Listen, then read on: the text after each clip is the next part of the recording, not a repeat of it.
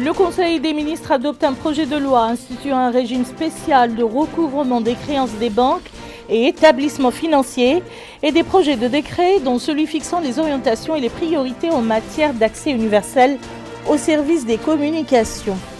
L'Assemblée nationale adopte une proposition d'élargissement des compétences de la commission d'enquête parlementaire. Le ministère des Affaires islamiques et de l'enseignement originel organise une caravane pour la distribution des produits d'hygiène et de stérilisation. Madame, Monsieur, bonsoir. Bienvenue dans le journal que nous ouvrons par le courrier du président de la République. Le président de la République, Monsieur Mohamed El-Cheikh Al-Ghazouani, a adressé un message de félicitations à son homologue, Monsieur Bachar El-Assad, président de la République arabe de Syrie, à l'occasion de la célébration de la fête nationale de son pays.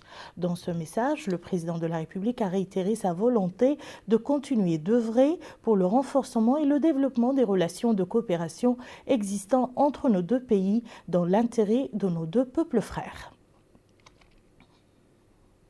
Et le Conseil des ministres s'est réuni ce matin au palais présidentiel à Nouakchott sous la présidence de M. Mohamed El-Cheikh Al-Ghazouani, président de la République. Le Conseil a examiné et approuvé un projet de loi portant un régime spécial de recouvrement des créances des banques et établissements financiers et adopté 2 projets de décret. L'un relatif aux orientations et les priorités en matière d'accès universel au service des communications électroniques et le second relatif aux modalités de gestion et l'organisation institutionnelle de fonds d'accès universel au service. Et au cours de la réunion, toutes les mesures préventives permettant d'empêcher la propagation du Covid-19, y compris la distanciation et le port des masques et des gants, l'installation sur des tables individuelles ont été prises. Le communiqué final sanctionnant les travaux de ce conseil avec Yed Alifal. Le Conseil des ministres s'est réuni sous la présidence de M. Mohamed El-Cheikh Al-Ghazouani, président de la République. Le Conseil a examiné et approuvé un projet de loi abrogeant et remplaçant la loi numéro 2011-052 du 23 novembre 2011 instituant un régime spécial de recouvrement des créances des banques et établissements financiers. Les amendements proposés par le présent projet de loi prennent en compte l'expérience et les enseignements des acteurs concernés et protègent équitablement les droits et intérêts des différentes parties. Le Conseil a également examiné et adopté les projets de décret suivants. Projet de décret accordant le permis d'exploitation numéro 2890-C1 pour les substances du groupe 1 fer dans la zone d'Atomaï, wilaya de Tirzemour, au profit de la société Mauritania Saudi Mining Steel Company SA dénommée Tekamoul SA. Projet de décret déterminant les orientations et priorités en matière d'accès universel aux services de communications électroniques. Le présent projet de décret intervient pour définir le contenu et les modalités de fourniture et de financement du service universel des communications électroniques. Il entre également dans le cadre du programme de réforme et d'appui budgétaire et constitue un préalable à l'opérationnalisation du Fonds d'accès universel aux services de matière à permettre le désenclavement numérique de l'ensemble du territoire national. Projet de décret fixant les modalités de gestion de l'organisation institutionnelle du Fonds d'accès universel aux services. Le présent projet de décret vise à fixer la clé d'allocution des fonds mobilisables au sein des fonds d'accès aux services entre les différents secteurs concernés, à assurer la prise en compte et la cohérence des programmes d'accès universel avec le portefeuille national des projets d'investissement public et à définir les règles et modalités pratiques permettant de mettre à la disposition des ministères concernés les fonds requis pour la mise en œuvre de leur stratégie en la matière. Le ministre des Affaires étrangères, de la coopération et des Mauritaniens de l'extérieur a présenté une communication relative à la situation internationale. Le ministre de l'Intérieur et de la décentralisation a présenté une communication relative à la situation intérieure.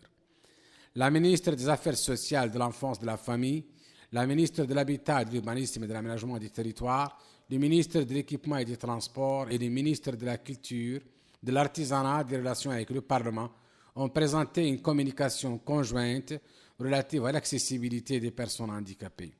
Cette communication propose un train de mesures dont la mise en œuvre par les départements ministériels, chacun en ce qui le concerne, permettra le démarrage d'un processus d'une véritable politique de participation et d'inclusion sociale des personnes handicapées. Et vous pouvez suivre juste après ce journal l'intégralité de la conférence de presse donnée par Dr Sidi Ould Salem, ministre de l'Enseignement supérieur, de la Recherche scientifique, des technologies de l'information et de la communication, porte-parole du gouvernement, et son homologue de la justice, Dr Haïmouda Ould Ramlan, à l'issue de la réunion hebdomadaire du gouvernement.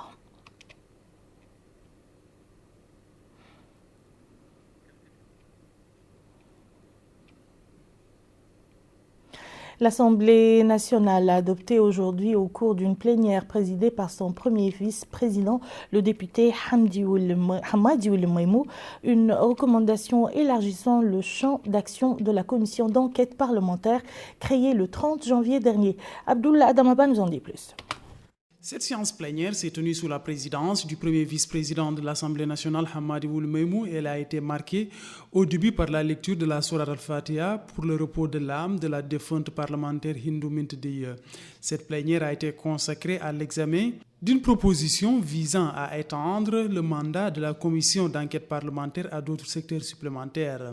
En vertu de cet amendement, le champ d'action de cette commission sera élargi pour inclure les contrats d'électricité de la Somelec, les contrats dans le domaine des infrastructures, à savoir la voirie, l'aéroport, le port, l'entretien des routes, la SNIM et sa politique commerciale. Ainsi, le rapport de la Commission des affaires économiques a fait état d'un chevauchement de certains aspects de cette enquête avec d'autres secteurs, ce qui constitue une entrave pour la Commission afin qu'elle puisse obtenir toutes les informations s'y rapportant. Les députés se sont exprimés, ils ont fait part de la nécessité de permettre à la Commission de mener à bien sa mission en l'octroyant tous les moyens conférés par la loi. Certains ont pour leur part exprimé leur réticence par rapport à cette recommandation, prétextant la possibilité de mettre en place de nouvelles commissions d'enquête.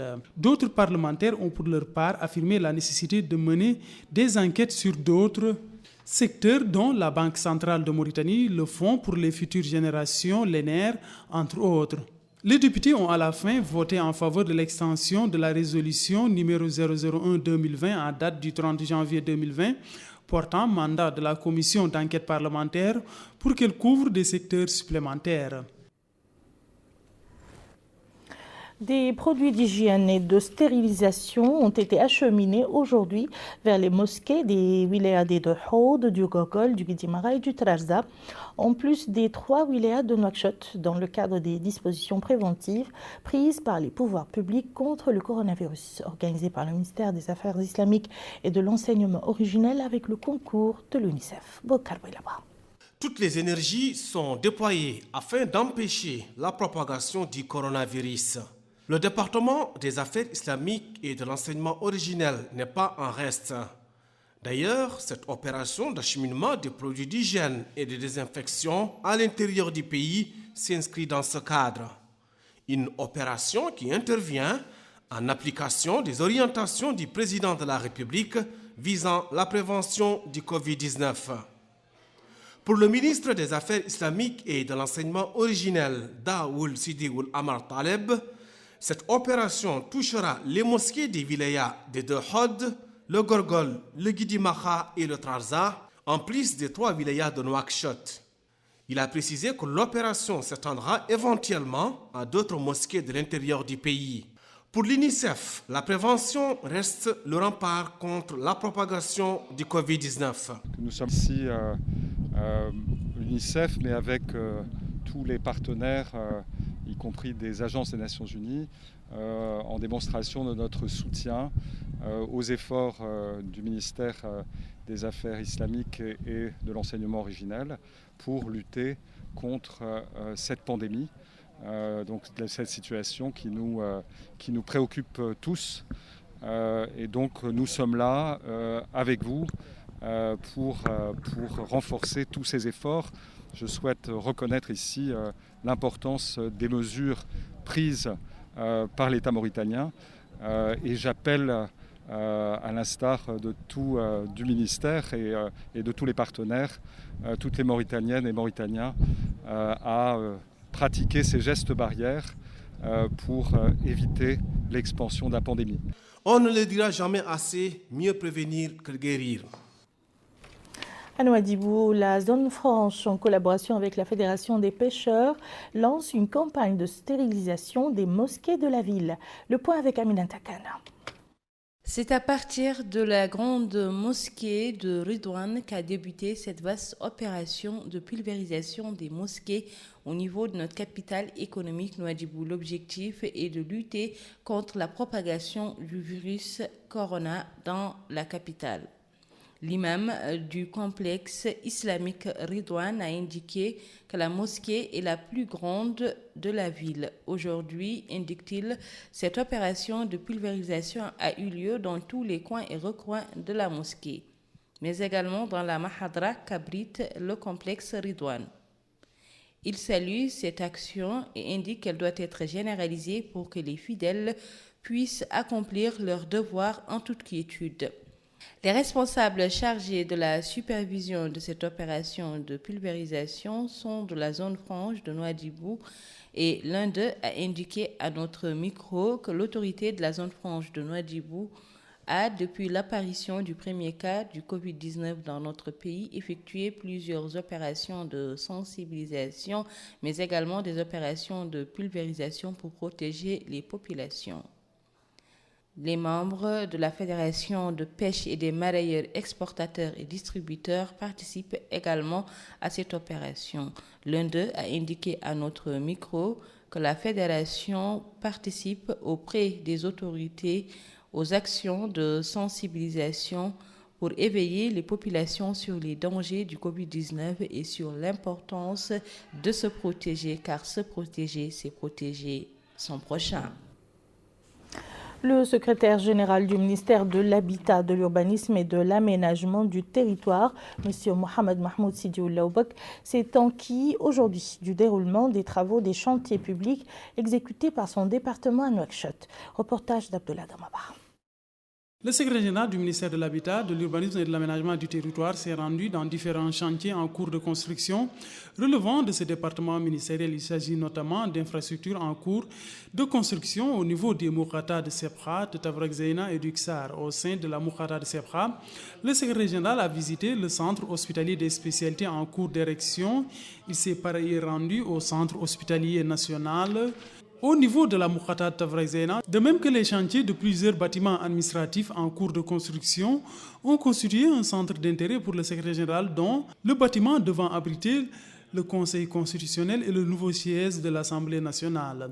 Le secrétaire général s'est aussi enquis de l'état d'avancement de l'extension du centre hospitalier mère et enfant au niveau de la Moukata du Ksar, cette école en chantier au niveau de cette même Moukata qui a été financée par l'Union nationale du patronat mauritanien, a aussi constitué une étape de cette visite. Au cours de ce déplacement, le secrétaire général a insisté sur le respect des cahiers de charges et la nécessité pour les entrepreneurs de préserver les employés et leur donner les moyens de protection nécessaires pour se prémunir du coronavirus.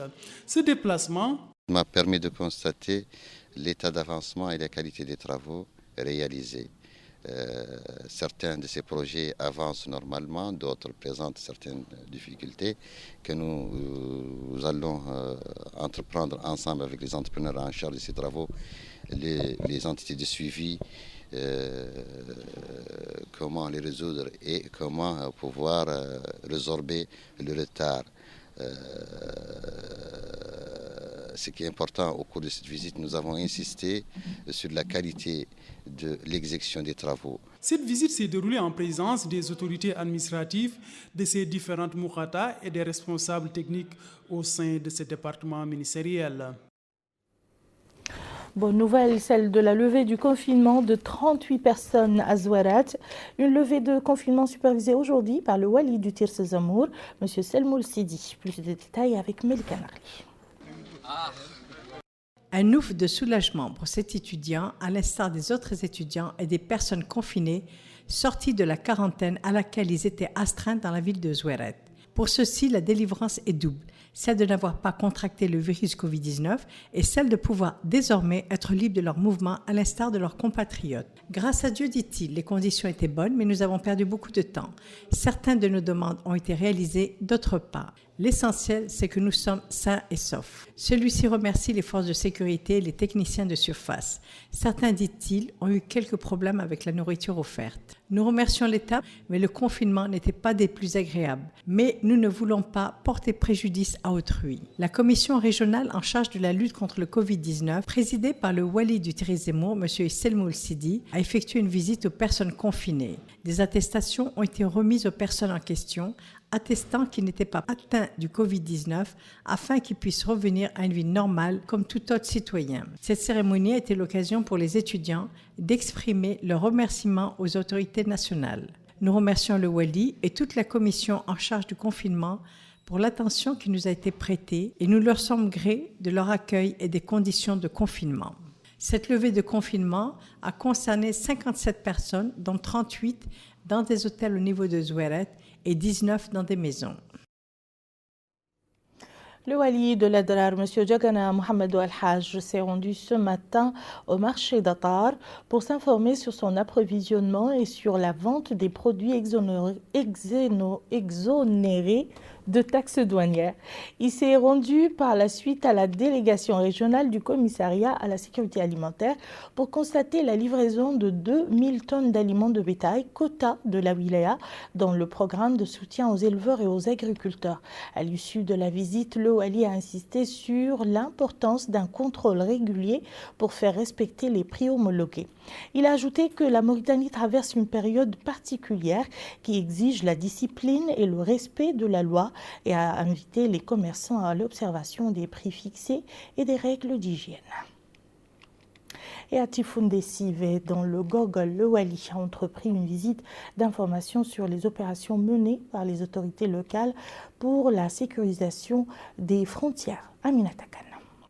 Le wali de la wilaya du Gorgol, Yahya ou le Cheikh Mohamed Val, a effectué une visite de terrain au poste frontalier de Tifoundé Sivé pour s'enquérir des conditions de surveillance de ce poste assuré par la police nationale. Le wali et la délégation qui l'accompagne s'est également rendu dans une localité de Garli relevant de la Muqata'a de Magama. Là également, le wali s'est enquis des mesures prises par les autorités administratives et sécuritaires pour lutter contre la propagation du virus corona. La visite a été mise à profit pour sensibiliser les populations sur l'importance de la prévention, mais également sur les gestes barrières qui peuvent sauver des vies. S'exprimant, le wali a indiqué que l'objectif de cette visite est de constater de visu les mesures prises par le gouvernement, surtout en ce qui concerne la sécurité et la surveillance des postes frontaliers. Il poursuit en indiquant que cette visite a permis de réitérer aux habitants l'importance du respect des mesures prises par les autorités. Enfin, le wali a indiqué qu'il a pu rencontrer les habitants qui lui ont exposé un certain nombre de doléances qui seront prises en compte, dira-t-il, et des solutions idoines vont être trouvées dans les plus brefs délais.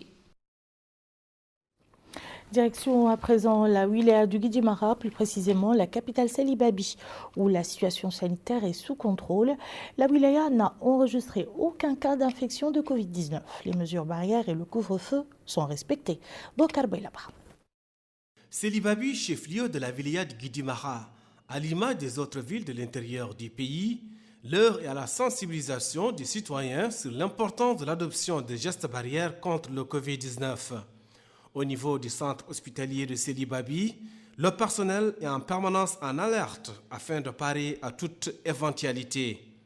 D'ailleurs, le directeur du centre hospitalier de Selibabi, Dr Taleboul Salim, affirme que l'établissement travaille sans relâche afin de faire respecter les mesures préventives contre le Covid-19.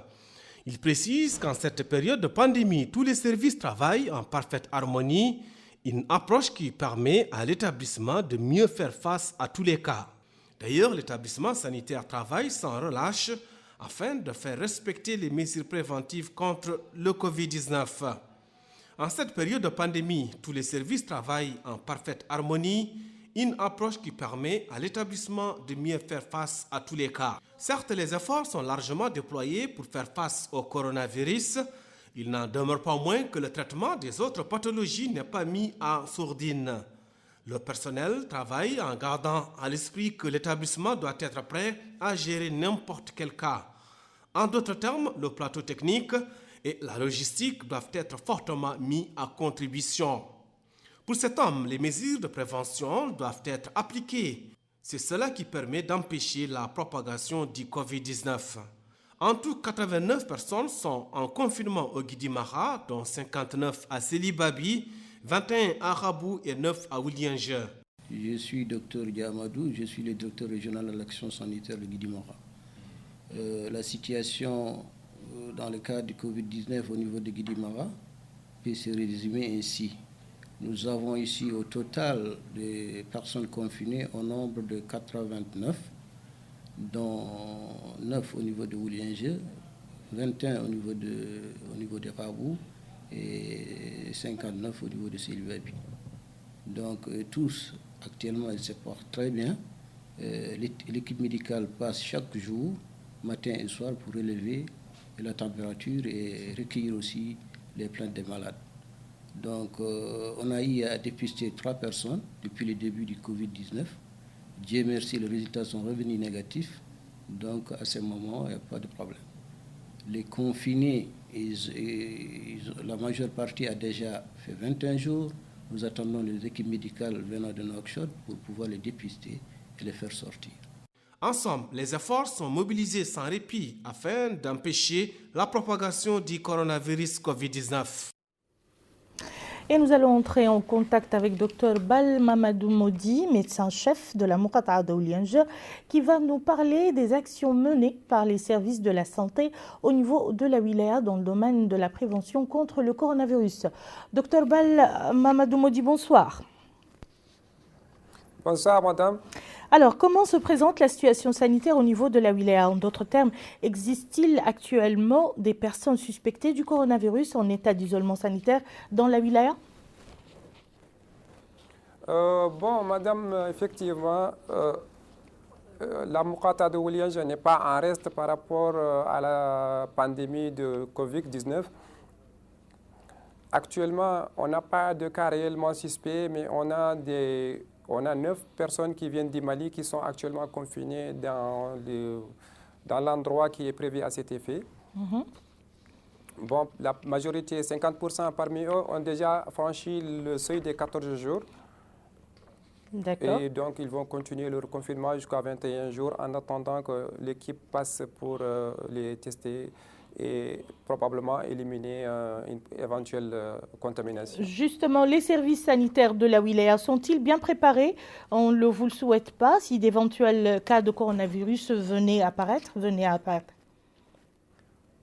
Oui, effectivement, les services sont bien préparés. Actuellement, on a même dans chaque Muqata'a identifié un site de prise en charge en collaboration avec les autorités administratives. Et l'hôpital régional de Sélibabi a été mis en norme, surtout le service de réanimation pour accueillir les cas potentiellement sévères. Et le personnel sanitaire dispose-t-il des équipements de protection nécessaires? Oui, le personnel sanitaire dispose actuellement de toutes les mesures de protection, barrières. Les masques sont disponibles, les lunettes sont disponibles. Donc, jusqu'à présent, il n'y a pas de problème. On a un stock suffisant pour la Muqata'a, en tout cas pour une période. Parfait. Et en ce qui concerne la sensibilisation, comment est-elle menée au niveau des différentes structures de la wilaya? Bon, comme vous savez, la sensibilisation, elle a démarré dès la première heure de la pandémie, en association avec les autorités locales, la société civile et les ONG. Et au passage, je remercie beaucoup les autorités locales et le Croissant-Rouge mauritanien qui a ménagé aucun effort pour nous appuyer dans la sensibilisation qui a été fait porte à porte pour éviter qu'il y ait des regroupements et qui ont, au cours de leur séance de sensibilisation, respecté les mesures de distanciation interpersonnelle. Dernière question, docteur. Quel est l'état du stock des médicaments dans les pharmacies et les structures sanitaires de la wilaya? L'État, les pharmacies sont actuellement bien équipées. Bon, je pense qu'il n'y a pas de rupture qui a été constatée. Et je confirme même que la semaine passée, il y a une commande qui a été acheminée, arrivée à Célibabi. Donc, les formations sanitaires disposent de stock suffisamment pour prendre éventuellement en charge les malades. Parfait, Dr Bal Mamadou Modi. Je rappelle aux téléspectateurs que vous êtes médecin-chef de la Muqata'a de Oulianja. Merci d'avoir répondu à nos questions. Merci beaucoup. Et dans la Muqata'a de Oulianja, les autorités administratives et les élus locaux travaillent en étroite collaboration pour sensibiliser les populations locales sur les dangers de la pandémie du coronavirus. La campagne de sensibilisation a porté ses fruits et les éleveurs se réjouissent de l'arrivée dans leur Muqata'a des premières aides pour faire face à la période de soudure. Yadel Fall. Les autorités locales à Oulianje, dans la wilaya de Guidimaqa, travaillent d'arrache-pied et en étroite collaboration avec les élus locaux pour barrer la route au coronavirus. Le maire de la ville explique que la Muqata'a joue un rôle important dans la lutte contre cette pandémie, surtout au niveau de la sensibilisation des citoyens. Les organisations de la société civile et les habitants se serrent les coudes pour freiner ce virus. Cette habitante insiste sur l'importance de la surveillance des frontières, car, dit-elle, elle craint l'infiltration et un appel à une mobilisation générale. Ce chauffeur se réjouit du rôle des autorités locales. Ici, le programme pastoral spécial 2020 semble avoir toute sa signification, car les habitants sont pour la plupart des éleveurs et estiment que cette aide est la bienvenue. 1400 tonnes de blé et 55 000 tonnes d'aliments de bétail sont déjà stockés dans ce magasin. Les campagnes de sensibilisation sur les dangers du Covid-19 se poursuivent à Bassiknou. Les autorités administratives et sécuritaires travaillent à la bonne application des mesures prises par le gouvernement pour endiguer cette pandémie. L'armée est présente à Bassiknou pour faire respecter le couvre-feu en cette période où notre pays fait face à la pandémie du Covid-19. Les jeunes descendent sur le terrain pour des campagnes de sensibilisation et expliquent aux habitants les dangers de ce virus et comment éviter sa propagation. Ce jeune affirme qu'ils expliquent aux citoyens l'importance de respecter toutes les mesures prises par le gouvernement pour éviter la propagation de cette pandémie. Il a ajouté que ce travail se fait de concert avec toutes les ONG de la zone. Les autorités administratives surveillent les campagnes de sensibilisation. Le Hakim de Bassiknou nous a confié qu'ils ont tenu plusieurs réunions avec les autorités sécuritaires et administratives, les élus locaux et les ONG pour faire face à ce danger. La sensibilisation est l'un des moyens de prévention qui a permis à la ville de Bassiknou d'avoir un faible taux de personnes soumises au confinement. Ces hommes en confinement nous ont confié qu'ils sont venus par eux-mêmes se soumettre à la surveillance des services sanitaires. Durant leur quarantaine, ils bénéficient de bonnes conditions. Le médecin du centre de santé de Bassiknou affirme que 21 personnes sont présentes ici. Ils ont eu des contacts avec 2 personnes venues du Mali, donc depuis le 24 mars 2020, ils sont en confinement. Ici, comme dans chaque ville du pays, les habitants vivent au rythme des mesures prises par le gouvernement pour endiguer cette pandémie. Les membres de l'ONG Nissa Munfiqat ont lancé à partir du siège de leur organisation à Tavrar Zaina ce matin une opération de distribution de vivres au profit de familles nécessiteuses dans les wilayas de Nouakchott. L'objectif de cette opération est de venir en aide aux populations confinées dans leur domicile en cette période de lutte contre le coronavirus. La présidente de l'ONG, Mme Seyyida Mentem Haimdi, a déclaré à cette occasion que cette opération intervient en soutien à l'action du gouvernement dans le cadre de la lutte contre le coronavirus. Le couvre-feu imposé par les pouvoirs publics pour faire face à la propagation du coronavirus a eu des effets négatifs sur certains ménages. Les vendeuses de couscous qui font partie de celles-ci ont trouvé une astuce pour vendre leurs produits avant 18h. Mélicanard nous en dit plus. Le couscous est le plat traditionnel préféré des populations.